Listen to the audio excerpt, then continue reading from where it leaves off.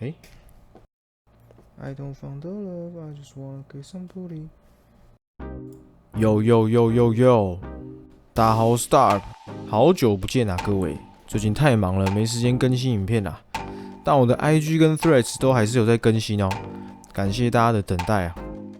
1个多月不见，现在的剧情终于进入了真正的主线故事啊。我记得之前我在 QA 影片有说过，直到打倒二郎篇结束之后，看脸时代才真正要开始进入主线故事，甚至我觉得第一家子公司之后才开始，画了500话，整整10年啊，泰俊老哥。但我希望看脸时代永远都不要结束啊，慢一点也没关系，重点是要把回忆跟巨量的伏笔一一解开，只希望老师不要操之过急啊。好的。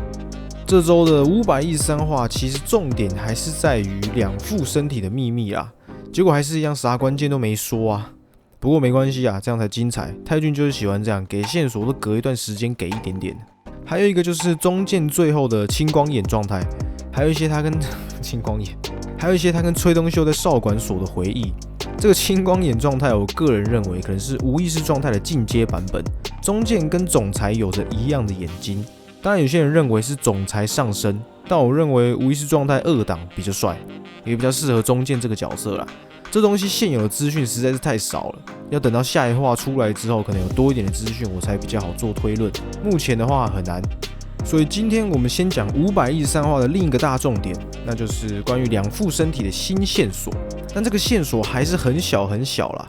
崔东秀对大玄硕说：“拥有两副身体，你不是被选中的。更准确的来说，朴玄硕是这个选择的受害者。”这句话真的很妙，我到现在都还是想不到一个合理的解释来解析这句话到底包含了什么意义。但其实大致上可以确定，跟朴玄硕的身世脱不了关系，可能跟朴尚哲的死，或是朴善基跟朴正英的弟弟的死有关啦。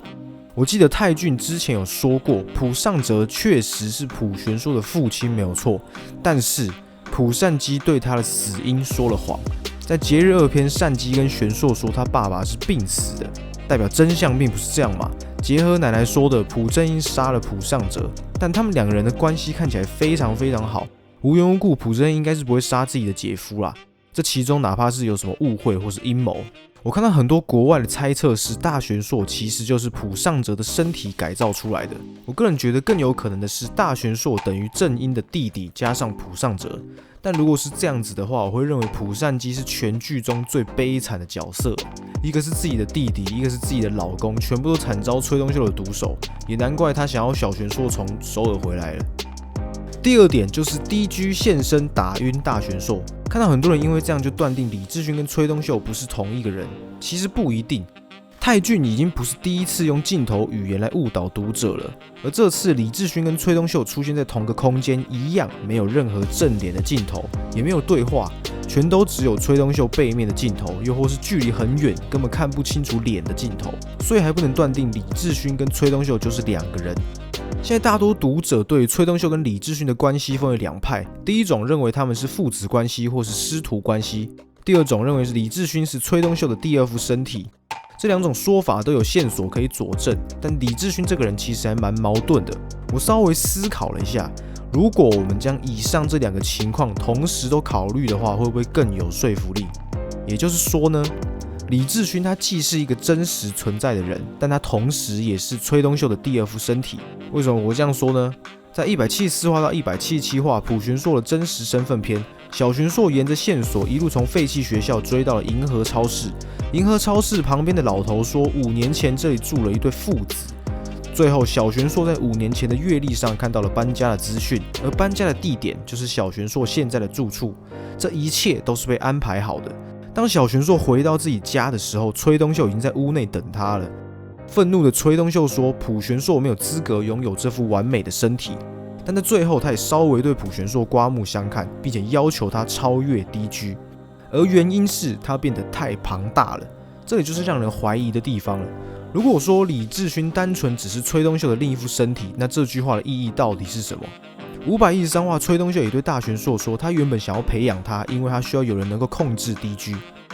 那我前面说的2个情况同时成立是什么意思呢？意思就是年轻时的崔东秀确实培养了李志勋这个人，但他培养李志勋的原因是想占据他的身体。在第一家子公司大小玄硕同时进入无意识状态对轰，当2人都倒地之后，小玄硕进入了某个领域，并且见到了大玄硕的意识，这就代表大身体是有原本的意识的，不然小玄硕他见到的是什么东西呢？当然，这是撇除穿越时空这个说法啦。依照这个情况来看，李志勋本人的意识也依然能够存在在他的本体里面，但可能崔东秀年纪太大，又或是李志勋的身体对他的意识束缚越来越薄弱，导致崔东秀越来越难以控制这副身体，可能时不时这副身体的意识就会苏醒，并且掌控主导权。我们来大胆的假设一个情况，如果说李志勋跟崔东秀都分别有各自的意识，那在交换身体的时候，是否也可以交换意识？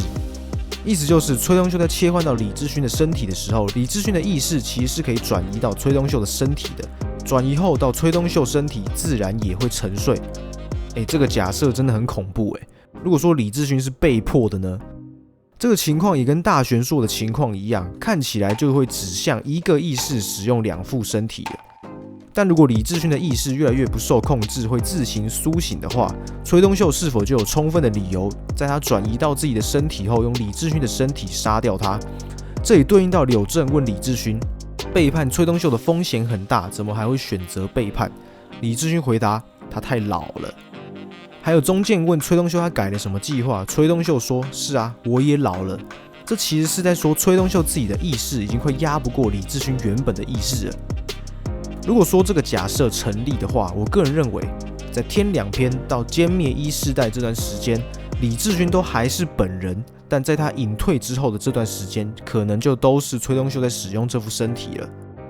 虽然这些都只是假设而已，但我认为这个可能性非常大。而且这样子的话，2副身体真的是一个惨无人道的实验我无法想象被囚禁的意识到底是什么样的感觉。这也能对应到崔东秀对大玄硕说“你是受害者”这句话，因为这并不是一件好事，甚至这副身体可能是你的亲人。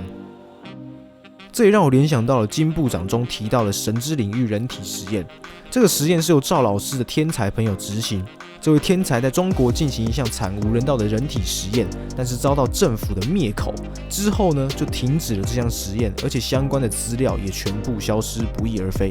依照时间线来推论，这位天才跟赵老师差不多年纪，也就代表他跟林黛是差不多年纪的。赵老师本人比李道龟年纪还稍长一点。很有可能这项人体实验与2副身体是同一个实验项目，在被勒令停止之后，韩国端的崔东秀秘密重启了这项实验。好啦，那以上就是我结合最新的内容跟之前提过的线索整理出来的我的想法。欢迎在底下留言你的看法，喜欢我的影片帮我按赞、订阅、分享，大家拜拜，下礼拜可能会见，再见。